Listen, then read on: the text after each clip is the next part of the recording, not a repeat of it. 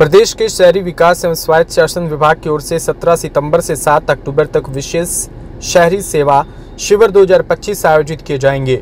इन शिविरों में आमजन को पट्टे जारी करने, लीज राशि जमा करने और फ्री होल्ड के मामलों का निस्तारण और भूखंडों के पुनर्गठन और उप विभाजन की मंजूरी, भू उपयोग परिवर्तन और लेआउट योजना और अनुमोदन, भवन निर्माण स्वीकृति, ढांचा भूमि आवंटन और नियमितीकरण जैसी 20 से अधिक सेवाएं एक ही स्थान पर उपलब्ध करवाई जाएगी।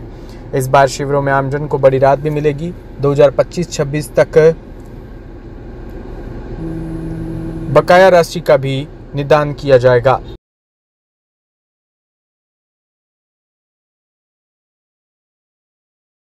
राजधानी जयपुर में 21 सितंबर को rising Bharat summit and awards 2025 का आयोजन किया जाएगा। इस आयोजन का उद्देश्य विकसित भारत की परिकल्पना को साकार करना और देश के उभरते चेहरों को वैश्विक मंच प्रदान करना है। होटल क्लार्क सामेर में होने वाले इस कार्यक्रम में बॉलीवुड अभिनेता व समाज सेवी सोनू सूद सेलिब्रिटी गेस्ट के रूप में शामिल होंगे। प्रोजेक्ट प्रेजेंटर शिवेंद्र शर्मा ने बताया कि आयोजन केवल एक अवार्ड शो नहीं बल्कि उन लोगों को सम्मान देने का प्रयास है जिन्होंने अपने कार्य, सेवा और नवाचार से भारत और राजस्थान का नाम राष्ट्रीय और अंतर्राष्ट्रीय स्तर पर रोशन किया है। उन्होंने कहा, इस मंच के जरिए उद्यमियों, व्यवसायियों और समाज सेवियों को पहचान मिलेगी जिससे भारत की नई ताकत और नया चेहरा दुनिया के सामने आएगा। कार्यक्रम से पूर्व मसाई हाउस में हुई बैठक में सिकंदर खान, प्रियंका नितिन दुबे, अल्फा विजयवर्गीय, मुकेश सागर, दीक्षा गुप्ता, सौरभ अतुल, राकेश गुप्ता, राहुल खुराना, मनीष सोलंकी, प्रेम शर्मा और कलोल दास सहित कई प्रमुख हस्तियों ने अपने विचार रखे।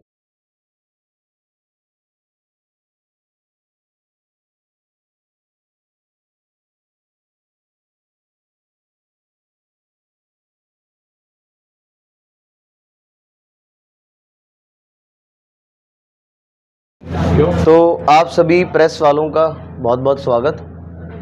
तो राइजिंग भारत समिट जो है ये बेसिकली राजस्थान सरकार ने जो राइजिंग राजस्थान का इनिशिएटिव लिया था, जिसके पीछे बड़े लेवल की जो ट्रेड्स हैं, जिसके प्रोडक्ट, सर्विस या कोई पर्सन ऐसा जो बेस्ट कर रहा है जिसमें हमारे राजस्थान को नेशनल और ग्लोबल लेवल पे जाना जाए, उसके लिए एक सरकार का काफ़ी बड़ा इनिशिएटिव है। उसी को देखते हुए मुझे लगता है सरकार के साथ साथ हम सभी की जिम्मेदारी है कि राइजिंग मतलब हमारे राजस्थान को, इस मरुधरा को बेसिकली जो भी मरुधरा अपनी राजस्थान है उसको कहीं ना कहीं ऑलरेडी हम लोग कई सारे व्यापार में काफ़ी अच्छा कर रहे हैं, जैसे टेक्सटाइल इंडस्ट्री है, ज्वेलरी है। लेकिन जो मुझे लगता है एक सबसे बड़ा टेक्नोलॉजी, आर्टिफिशियल इंटेलिजेंसी और नए ऐसे उद्यमी आ रहे हैं, नए नए प्रोडक्ट्स आ रहे हैं, नई नई सर्विस आ रही है, जिसमें मुझे ऐसा लगता है राजस्थान बाकी के भारत के कुछ स्टेट्स में थोड़ा उस चीज़ को लेकर अपडेटेड कम है। तो अब जो भजन लाल जी ने और नरेंद्र मोदी जी का जो हमारा इनिशिएटिव है, टेक भारत, आत्मनिर्भर भारत, राइजिंग भारत, इन सब को लेके हमने एक rising Bharat summit award show रखा है, जो पहला एक ऐतिहासिक अवार्ड होने जा रहा है, जिसमें हम उन सभी बिजनेसमैन्स को, सर्विसेज को, प्रोडक्ट्स को और उन लोगों को जिनकी अपनी सर्विस और उन लोगों के माध्यम से राजस्थान का, अपने राज्य का नाम रोशन हो रहा है, उनको हम इस बड़े प्लेटफॉर्म पे इस अवार्ड शो में अवार्ड देंगे। जिसके अंदर सोनू सूद, जो कि एक सिर्फ बॉलीवुड सेलिब्रिटी नहीं है, वो एक बहुत बड़े समाज सेवी भी हैं, जिन्होंने, आप सब लोगों को पता होगा, कोरोना में और कई जगह उन्होंने बहुत सेवाएं दी। और अभी रिसेंटली जो पंजाब में फ्लड आ रहा है उसमें आप देख रहे होंगे वो बहुत ज़्यादा एक्टिव हैं। तो हमारे पास कई सारे चेहरे थे, लेकिन हम चाह रहे थे कि हमें उसको लाना है जो ऑलरेडी, तो सोनू सूद का ऑलरेडी एक बॉलीवुड में अच्छा नाम भी और एक समाज सेवी के तौर पर हैं। उसके अलावा भी हम राजस्थान के कुछ मिनिस्टर्स हैं, प्रेमचंद जी हैं, डिप्टी CM हैं, और भी कई मिनिस्टर्स को हमने कंफर्म किया है। तो एक तरह से सेलिब्रिटी और पॉलिटिकल और जो बड़े हमारे राजनेता हैं और खुद भजन लाल जी भी सपोर्ट कर रहे हैं इस इवेंट का। तो इस चीज़ को लेके हम लोग इसको ऐतिहासिक बनाने की मुहिम पे हैं, जिसके साथ मेरे सिकंदर जी, नवीन जी और मनीष, राहुल, प्रेम भाई, सब लोग मिलकर बहुत ज़्यादा मेहनत कर रहे हैं। लास्ट टाइम भी हमने एक दुबई से काफ़ी जो बड़े लेवल के बिज़नेस ओनर्स हैं, शेख हैं, उनको बुलाए थे। उन लोगों ने भी कहा कि हम दुबई में भी, उन्होंने उसका प्रमोशन किया। तो मुझे लगता है कि राजस्थान में एक पहला एक ऐसा इवेंट होने जा रहा है जो कि राजस्थान को एक लेवल अप लेके जाएगा, नेक्स्ट लेवल पे लेके जाएगा in terms of business and everything.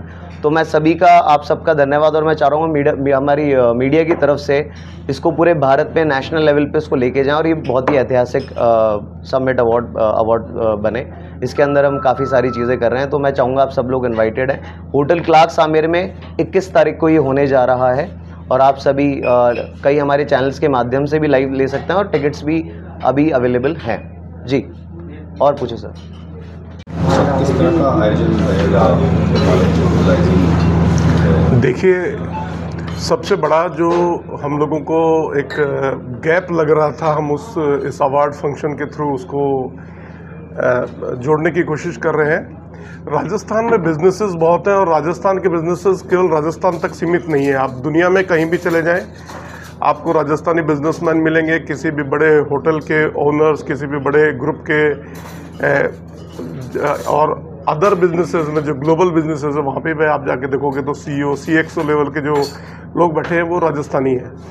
पर उनको क्या रिकॉग्नाइजेशन मिला है, हम राजस्थान में उनको कितना रिकॉग्नाइजेशन दे सकते हैं, उसी को लेते हुए गवर्नमेंट बहुत अच्छे इवेंट्स कर रही है। CM भजन लाल जी और इन लोगों के इनिशिएटिव्स रहे, पर इंडिविजुअल एज ए समाज की तरफ से भी कुछ लोगों को आगे आके कुछ करना चाहिए और उसी का एक ये छोटा सा प्रयास है जो आप लोगों के सहयोग से एक बहुत बड़ा इवेंट होने जा रहा है।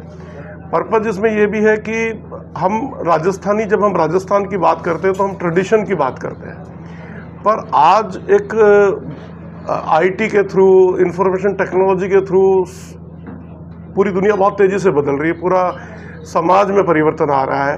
तो वहाँ पे स्पेशली अभी AI, आर्टिफिशियल इंटेलिजेंस, आप समझ सकते हैं किस तरह से चीज़ों को बदल रही है, व्यापार को बदल रही है, एक परिदृश्य बदल रहा है। तो यहाँ पे हम एक ऐसा समागम ला रहे हैं जहाँ पे बिजनेसेस को इस चीज़ की भी अवेयरनेस हो, किस तरह से वो कितना यूज़ कर रहे हैं, कितना यूज़ कर सकते हैं और आगे क्या भविष्य होने वाला है। तो बिल्कुल जो लोग बहुत अच्छा काम कर रहे हैं उनको यहाँ पे सम्मानित किया जाएगा। व्यापारी हो सकते हैं, अच्छे लेवल के अधिकारी हो सकते हैं, प्राइवेट और अदर ऑर्गेनाइजेशंस में नेशनल और इंटरनेशनल लेवल के जो राजस्थानी है वो सब शामिल हैं इसमें, उनको अवार्ड देने का प्लान है। और साथ में ये समझाने की भी कोशिश है कि राजस्थानी हम बोलते हैं नंबर 1 है व्यापार में, मारवाड़ी तो बहुत बड़ा सबसे आगे होता है, लेकिन क्या वो आगे बने रहेंगे उसके लिए ज़रूरी है उनको सही तकनीक का प्रयोग किया जाए। क्योंकि जब आप पत्रकार लोग हैं, आप कलम आपका साथी है, अगर कलम के बिना आप जाते हो या आज की तारीख में आपका कैमरा रिकॉर्डिंग के बिना आप जाते हो तो कोई मतलब नहीं। एक सैनिक जाता है तो वो अपने हथियारों के बिना कुछ ही नहीं। उसी तरह आज व्यापार में भी ये एक तरह से आर्टिफिशियल इंटेलिजेंस, क्वांटम कंप्यूटिंग अभी आने वाली है और बहुत सारी चीज़ें, इंटरनेट का सदुपयोग, ये सब एक हथियार है आपके लिए, एक मशीनरी है जिसका उपयोग करना बहुत ज़रूरी है। और इसके बिना अगर हम जाते हैं तो मुझे लगता है कि कहीं ना कहीं हमने जो एक परचम लहरा रखा है राजस्थान का, उसमें हम कहीं पीछे ना हो जाए। तो उसका भी एक बड़ा शानदार एक समन्वय हम लोग कर रहे हैं यहाँ पे। सर, किस कैटेगरी में अवार्ड दिए जाएंगे? राजस्थान के जो छोटे व्यापारी हैं क्या उनको भी शामिल किया जाएगा? जी नमस्कार आप सभी का। राइजिंग भारत समिट अवार्ड्स 2025 21 सितंबर को होने जा रहा है जयपुर में। ये हमारा पहला सीज़न है और फ्यूचर में हम लोग पूरे भारतवर्ष में करेंगे, अलग अलग सिटीज़ के अंदर इसको आयोजन रखा जाएगा। बेसिकली भारत को व्यापारिक दृष्टिकोण से मजबूत और समृद्ध बनाने का हमारा लक्ष्य है। भारत से बेरोज़गारी ख़त्म करने का लक्ष्य है। जितनी भी कंपनियां काम कर रही है, जितने भी व्यापारी काम कर रहे हैं, उन सभी को मजबूत बनाएंगे और उनके व्यापार के अंदर हम लोग सपोर्ट करेंगे और उनको किसी भी समस्या के अंदर अगर दिक्कतें आ रही है उसका हम लोग समाधान करेंगे। हम एक प्लेटफॉर्म दे रहे हैं, एक मंच बना रहे हैं जिसके माध्यम से हम सभी को सपोर्ट करेंगे। बेसिकली हमारे भारत का व्यापारी जब मजबूत होगा, जब हमारे भारत के अंदर बाहर विदेशों से इंडस्ट्रीज़ आएगी, फैक्ट्रियाँ लगेगी, तो हमारा भारत समृद्ध बनेगा और भारत राइज करेगा। तो बेसिकली हमारा कंसेप्ट भारत को राइज करने का है। जब हमारे सभी लोग राइज करेंगे, सभी कंपनीज राइज करेगी, तो भारत ऑटोमेटिकली राइज करेगा। तो इसके अंदर हम लोग जो अवार्ड शो हमने रखा है, ये बेसिकली एक कंपटीशन का पार्ट है। क्या होता है, कंपनी के अंदर जो भी लोग काम कर रहे होते हैं वो शाम को 6 बजते ही वॉच देखने लग जाते हैं कि मेरा तो टाइम हो गया, मेरे को निकलना है। तो उस चीज़ को हम लोग ख़त्म कर रहे हैं। समय की कोई पाबंदी नहीं हो काम करने के अंदर, दिल से मेहनत करके काम करे बंदा और ईमानदारी से काम करे। जितनी मेहनत करेगा उतना अच्छे से उसका काम होगा और काम के प्रति उसको अपना समय देना चाहिए और उसकी जो है मेहनत जो है वो ईमानदारी से करे कंपनी के अंदर काम वो, ताकि ये जो काम उसका है वो मल्टीप्लाई हो, समय मल्टीप्लाई हो, काम मल्टीप्लाई हो उसका, जिससे कंपनी को ग्रो मिले। और जैसे सपोज दैट किसी ऑर्गेनाइजेशन में 1000 लोग हैं, किसी में 500 लोग हैं, अगर उनमें से किसी एक पर्टिकुलर व्यक्ति को अवार्ड मिलता है तो बाकी सब के अंदर कंपटीशन आता है और सब लोगों के अंदर काम करने की भावना पैदा हो जाती है। तो उससे क्या होगा कि उसकी कंपनी ग्रो करेगी, ऑर्गेनाइजेशन उसकी ग्रो करेगी। तो हमारा बेसिकली यही फोकस है, यही टारगेट है कि सबकी कंपनी के अंदर ग्रो आए। जब कंपनीज में ग्रो आएगा, जब रेवेन्यू जनरेट होगा, तो बेसिकली मतलब भारत के अंदर रेवेन्यू जनरेट होगा, जीएसटी वगैरह बनेगी, इकोनॉमिक दृष्टिकोण से चीज़ें मजबूत होगी। ये हम लोग हमारा लक्ष्य है जिसको हम करना चाह रहे हैं। तो इसमें कोई भी नया बिजनेसमैन है या कोई व्यापारी है या कोई स्कूल वाले हैं, कॉलेज वाले हैं, इसके अलावा जो नए बिजनेसमैन हैं, नए जो एंटरप्रेन्योर हैं, नए जो स्टार्टअप लेके आ रहे हैं, या कोई भी कंपनी के जीएम हो गए या एम्प्लॉय हो गए, सेल्स के अंदर हम लोग काफ़ी इसमें फोकस कर रहे हैं। जो अच्छा सेल्स कर रहा है, अच्छी रेवेन्यू जनरेट करके दे रहा है कंपनी को, कोई डिस्ट्रीब्यूटर है, तो ऐसे लोगों का हम लोग सम्मान करना चाह रहे हैं। तो ऐसे लोग आए और हमसे संपर्क करें और कंपनीज भी आए, ताकि हम लोग उनकी फैक्ट्रियाँ भी विजिट कर रहे हैं। अभी हमने एक उदयपुर के अंदर फैक्ट्री विजिट करी थी, जो भारत की पहली ऐसी कंपनी है जो कैप्सूल हाउस पे काम कर रही है। और हम लोग AI पे काम कर रहे हैं, नए सॉफ्टवेयर पे, नई तकनीक पे काम कर रहे हैं। और भारतवर्ष के अंदर जितने भी फैक्ट्रियां हैं, जितने भी कंपनीज हैं, जिसके भी व्यापारी हैं, हम लोग वहां जा रहे हैं, उनको विजिट कर रहे हैं, उनको सारी चीज़ें हम लोग देख रहे हैं। और राइजिंग भारत की टीम सब जगह विजिट कर रही जा रही है और इस प्रोग्राम को सब लोगों के माध्यम से कर रहे हैं। कितने लोगों का टारगेट है कि आप जयपुर में RR केबल प्रेजेंट्स बेटी प्रीमियर लीग में लाल कांदा की टीम सिंदूर ने पिंक मिलेट्स की टीम का स्वाभिमान को हराकर ट्रॉफी अपने नाम की। रविवार को हुए फाइनल मुकाबले में टॉस जीतकर पहले बल्लेबाजी करते हुए टीम सिंदूर ने 88 रन बनाए। लक्ष्य का पीछा करते हुए टीम स्वाभिमान सिर्फ 44 रन ही बना पाई। इस प्रकार ये मैच टीम सिंदूर ने 44 रनों से जीता। बेटी प्रीमियर लीग के आयोजक रमेश साडा व अमित बोकाडिया ने बताया कि राइसा इवेंट्स की ओर से आयोजित इस 2 दिवसीय महिला क्रिकेट प्रतियोगिता के दूसरे दिन गर्ल्स की टीम सिंदूर, टीम स्वाभिमान, टीम शिक्षा और टीम संस्कार के बीच सेमीफाइनल मैच हुए। इसके बाद फाइनल खेलने उतरी टीम सिंदूर और टीम के बीच मुकाबला हुआ, जिसमें टीम सिंदूर ने विजयश्री हासिल की।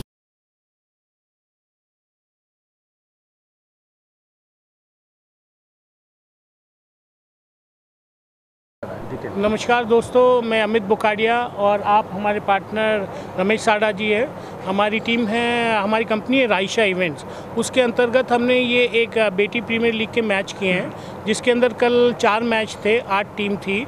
उसमें से सेलेक्ट होके 4 टीमें आज आई, जो सेमीफाइनल के अंदर फिर 2 टीमें फाइनल के मैच खेला और फाइनल हमारे विनर रहे सिंदूर टीम। इसके अंदर बच्चों ने काफ़ी मेहनत की और बहुत ही अच्छा और बढ़िया मैच हुआ। हर साल हम ये प्रतियोगिता रखते हैं और अभी भी हम बोल रहे हैं, किसी भी बच्ची को राजस्थान से अगर क्रिकेट खेलना हो तो निःशुल्क हम उसकी प्रैक्टिस कराएंगे। वो हमारे पास आए, उसको हम बैटिंग में हो, बॉलिंग में हो, फील्डिंग में हो, जिस तरफ उसका प्रोत्साहन बढ़ाना हो, तो हमारी टीम हमेशा उनके लिए हाजिर है। लगा हमारी टीम जीती और इस तीनों मैच बहुत अच्छे से स्टेट जीते इन्होंने और बहुत मेहनत करके लड़कियों ने अच्छा खेला है। अब मैं ये बधाई देना चाहूँगा हमारी टीम को और बेटी लीग को। हमारी टीम ने पहले टॉस जीत के बैटिंग की, तो ये बहुत अच्छा रहा, हमारे लिए प्लस पॉइंट रहा कि हम टॉस जीते। सेकंड ये कि हमने उनको अच्छा टारगेट दिया, तो हमारे लिए फील्डिंग करने के लिए अच्छा रहा। हमने विकेट्स अच्छे निकाल लिए, उनको सेट नहीं होने दिया उनके बैट्समैन्स को, और हमारा सपोर्ट रहा हमारे स्पॉन्सर, हमारे कोचेज। 2 दिन से जो बेटी प्रीमियर लीग हुआ है, उसके स्पॉन्सर्स RR केबल ने ट्रॉफी प्रेजेंट की, बॉम्बे हॉस्पिटल हमसे जुड़ा और 8 टीमों आनंद राठी कंपनी जुड़ी और कई सारे हमारे स्पॉन्सर्स और जो फ्रेंचाइज जो थे उन सब का बहुत बहुत अभिनंदन। बहुत अच्छा खेल हुआ, 8 टीमों ने खेल जीती, अंत में सिंदूर टीम विजय रही। सब तरह का खेल हुआ और जिस तरह के सब बच्चों ने परफॉर्मेंस किया, उनको बहुत बहुत धन्यवाद, बहुत बहुत आभार। और हम चाहेंगे कि जिस तरह से हम ये कार्यक्रम कर रहे हैं, सबके सहयोग से अगले वर्ष भी इसी तरह का कार्यक्रम करें। धन्यवाद। कोलायत के बिश्नोई धर्मशाला खेल मैदान में 69वीं जिला स्तरीय कबड्डी प्रतियोगिता का शुभारंभ धूमधाम से हुआ। इस प्रतियोगिता का शुभारंभ अतिरिक्त ब्लॉक शिक्षा अधिकारी कैलाश बड़गुजर ने किया। जय महावीर पब्लिक उच्च माध्यमिक विद्यालय के तत्वाधान में हो रहे आयोजन में जिले की 32 टीमें हिस्सा ले रही है। 4 दिन तक चलने वाले इस आयोजन का समापन 17 सितंबर को होगा, जिसमें विजेता टीम का ऐलान किया जाएगा। खियाराम सेन आयोजन प्रभारी हमारी जिम्मेदारी है कि प्रतियोगिता को सफलतापूर्वक संपन्न करवाया जाए।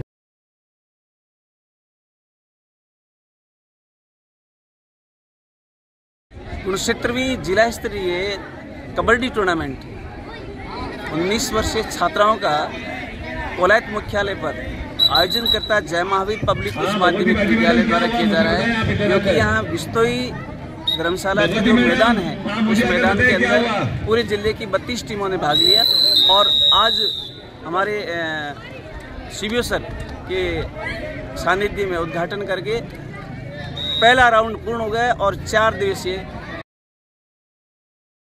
पीलीबंगा से खबर, जहां विधानसभा क्षेत्र की ग्राम पंचायत जाखड़ावाली में युवा नेता प्रदेश मंत्री भाजयुमो राजस्थान पारुल गोदारा के नेतृत्व में शहीद मेजर विकास बांबू व मोहित सुथार की याद में आयोजित कार्यक्रम शौर्य चक्र के सम्मान में मोहित सुथार की याद में ऐतिहासिक कार्यक्रम का आयोजन हुआ, जिसमें हजारों की संख्या में क्षेत्र के नागरिकों ने भाग लिया। इस दौरान कार्यक्रम आयोजन समिति के सांगलिया धूनी के पीठाधीश्वर स्वामी ओमदास महाराज के परम सानिध्य में शहीद महाराज का शॉल व साफा पहनाकर स्वागत किया। इस अवसर पर भजन सम्राट प्रकाश दास महाराज ने भजनों से सबका मन मोह लिया। प्रवेश वर्मा उप मुख्यमंत्री दिल्ली, राजस्थान सरकार पूर्व सिंचाई मंत्री डॉक्टर राम प्रताप साहू, मंडावर पूर्व विधायक मंजीत चौधरी, मंगतूराम गोदारा, पूर्व जिला प्रमुख पृथ्वीराज मील, भाजपा नेता मोहन पुनिया, कैलाश मेघवाल, प्रदेश अध्यक्ष अनुसूचित जनजाति, समाज सेवी विजय पुनिया, समाज सेवी राजाराम गोदारा, किसान नेता राकेश बिश्नोई, अमित कल्याणा, पार्षद महेंद्र गोदारा, साधु संत व प्रदेश की नामी हस्तियां मौजूद रही। कार्यक्रम में निःशुल्क चिकित्सा camp, physiotherapy, blood donation camp का आयोजन हुआ। पारुल गोदारा ने संबोधित करते हुए कहा कि यह कार्यक्रम युवाओं को एक माला में पिरोने के मकसद से है। संकल्प लेते हुए कहा कि क्षेत्र में विकास बांबू जैसे बहुत से योद्धा है जो देश की सेवा करना चाहते हैं।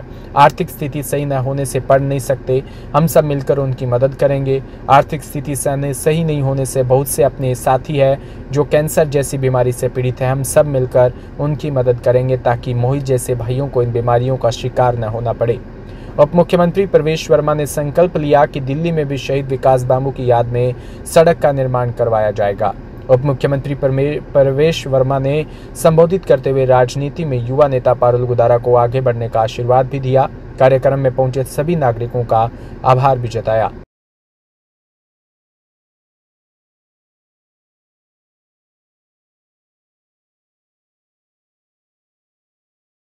श्री कोलायत उपखंड के गांव जज्जू में रहने वाले युवक के जेब से मोबाइल फट गया। मोबाइल फटने से युवक की कपड़े व अंगुलियां जल गई। जानकारी के अनुसार बीकानेर के कोलायत क्षेत्र के जज्जू गांव में मोबाइल फटा। भूराराम कुमावत का मोबाइल जेब में अचानक ब्लास्ट हुआ, हाथ और कपड़े जले। गनीमत रही कि ज़्यादा चोट नहीं आई। पिछले मोबाइल के पीछे डाल रखा था आधार कार्ड, जिसके चलते संभवतः गर्म होकर मोबाइल फट गया। भीलवाड़ा शहर में श्री वर्धमान स्थानकवासी जैन श्रावक समिति भीलवाड़ा शहर के तत्वाधान में भी रविवार को 65 छंद साधना का रविवार को समापन हुआ। अग्रवाल उत्सव भवन में हुए समारोह में पुराने शहर स्थित महावीर भवन में अहिंसा रैली निकाली गई। 2 वाहनों में 24 तीर्थकरों की झांकियां रही। संघ अध्यक्ष आनंदमल पिपाड़ा व मंत्री पारसमल कुकड़ा ने बताया कि 143वां जन्मोत्सव आचार्य आत्माराम मसा और 84वां जन्मोत्सव आचार्य डॉक्टर शिव मुनि व 50वां जन्मोत्सव गुरुदेव विकसित मुनि का मनाया गया।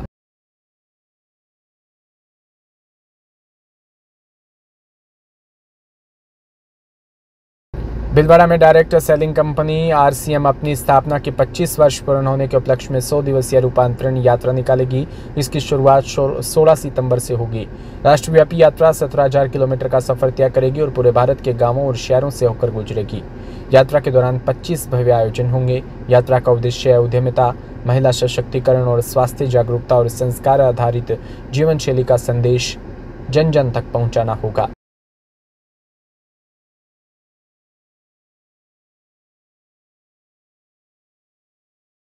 जय हिंद, नमस्कार। आरसीएम के 25वीं वर्षगांठ के इस उपलक्ष्य में एक अभूतपूर्व रूपांतरण यात्रा का आयोजन किया जा रहा है। ये यात्रा 100 दिन में 17,000 किलोमीटर की यात्रा होगी पूरे हिंदुस्तान के कोने कोने में।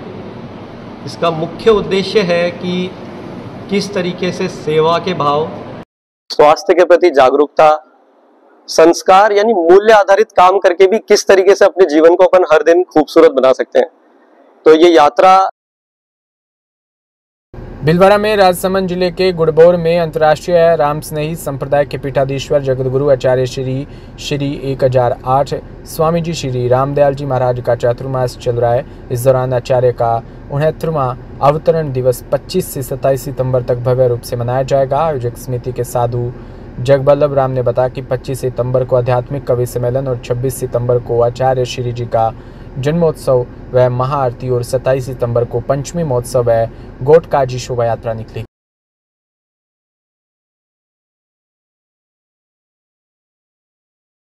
आयोजित होंगे गुरुदेव के और क्या क्या कार्यक्रम है माना जा रहा है। देश दुनिया से भक्तों का रेला दर्शन भी खाते हैं और गुरुदेव के लिए बिल्कुल साहब 25 तारीख से 27 तारीख तक हमारे यहाँ आचार्य श्री का 69वां प्राकट्य महोत्सव मनाया जाएगा, जिसमें 25 तारीख को रात्रि को कवि सम्मेलन और 26 तारीख को सुबह से लेकर शाम तक प्रवचन, आशीर्वचन एवं महाराज श्री के दर्शन प्रसन्न रहेंगे।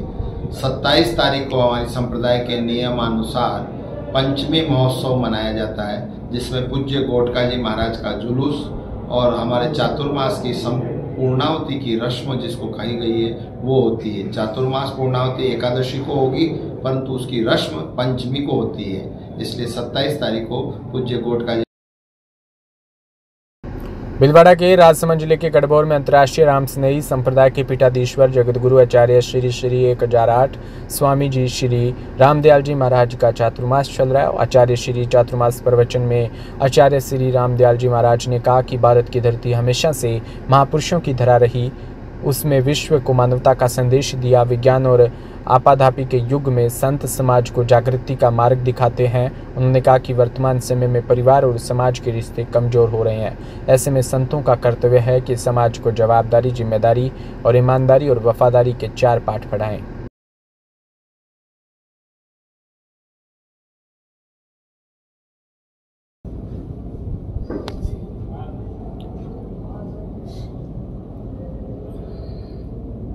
संपूर्ण विश्व में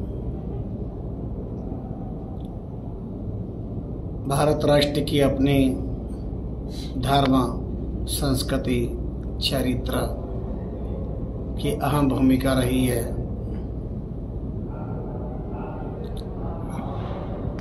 भारत की धरती अवतारों की धरा, महापुरुषों की धरा कहलाई है। संपूर्ण विश्व को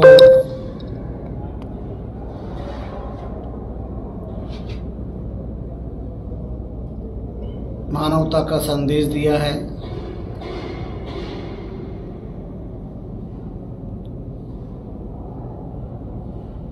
आपाधापी के युग में, विज्ञान के चकाचौंध में मानव मात्र को लाइफ इज आर्ट, जिंदगी एक कला है, संतों ने जागृत किया है।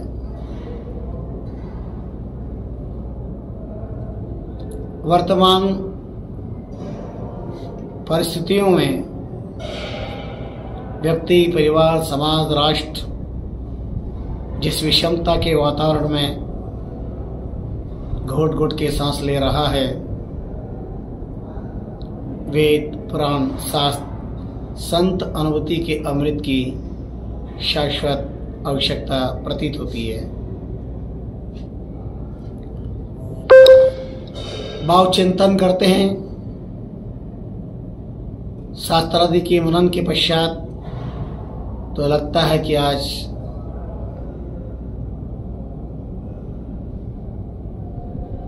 भक्ति के पासपोर्ट की नहीं, मानवता की परमिट की नितांत आवश्यकता है। माता पिता के प्रति संतान का अपना कर्तव्य क्या है, भाई भाई के प्रति अपनी भूमिका क्या होनी चाहिए, पति पत्नी का अग्नि साक्षी में जीवन भर रहने का दृढ़ संकल्प आखिर क्यों डिगमगा जाता है।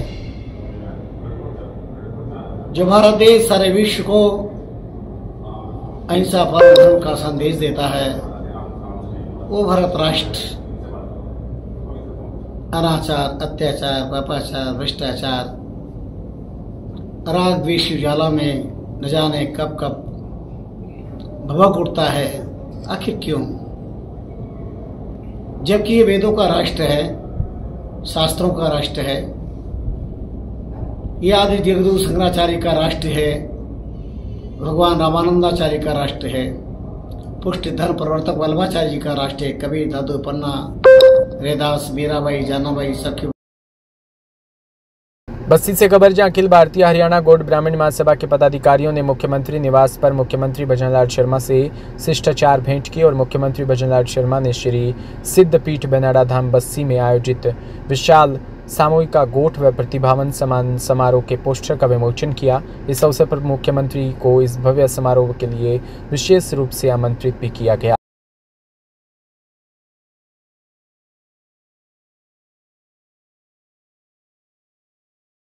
सूरतगढ़ से खबर जहां डीएवी स्कूल के ग्रुप डी कर्मचारियों को निजी एजेंसी के मार्फत रखने के विरोध में डीएवी स्कूल के मुख्य द्वार पर धरने प्रदर्शन हुआ। वहीं ग्रुप डी कर्मचारियों का धरना डीएवी प्रबंधन समिति अध्यक्ष एवं परियोजना मुख्य अभियंता टीआर सोनी के आश्वासन के बाद समाप्त कर दिया। इंटेक प्रदेश महामंत्री श्याम सुंदर शर्मा ने बताया कि मुख्य अभियंता के ग्रुप डी के कर्मचारियों के हितों को अनदेखी नहीं करने के आश्वासन के बाद दोपहर 12 बजे धरना समाप्त कर ड्यूटी ज्वाइन करवा दी गई। हाँ, नंबरिंग चलना रही है। आज सूरतगढ़ थर्मल की आवासीय कॉलोनी में डीएवी स्कूल द्वारा हमारे कुछ ग्रुप डी के कर्मचारी जो पिछले 15 वर्षों से डीएवी मैनेजमेंट में काम कर रहे थे, उनको निविदा निकालकर एज ए ठेकेदार के थ्रू देने का काम कर रहे हैं। इसके विरोध में जो 4 कर्मचारी डीएवी में जो पिछले 15 वर्षों से काम कर रहे थे, वो डीएवी स्कूल के सामने थर्मल कॉलोनी के अंदर धरने पर बैठे हैं। इसमें इंटेक संगठन बिन वाजिब मांगों को लेकर इनका भरपूर सहयोग कर रही। प्रशासन और थर्मल प्रशासन से निवेदन करते हैं कि इन जो ग्रुप डी के कर्मचारी है, इनके सानिध्य में हमारे कॉलोनी के बच्चे सुरक्षित हैं। अगर किसी ठेकेदार के थ्रू आपने अननोन आदमी को उसमें अपने आप को ऐसे महसूस करेंगे और हम परिवार के जो कॉलोनी के लोग हैं चिंतित रहेंगे। इससे निवेदन है प्रशासन से कि तुरंत प्रभाव से उस निविदा को कैंसिल करते हुए पहले की मैनेजमेंट इन कर्मचारियों को रख रही थी उसी हिसाब से रखा जाए। और अगर डीएवी प्रशासन ने हमारी इन बातों को गौर नहीं किया तो हम जब तक न्याय नहीं मिलेगा हम धरने के अंदर बैठेंगे और इसमें इंटेक सहयोग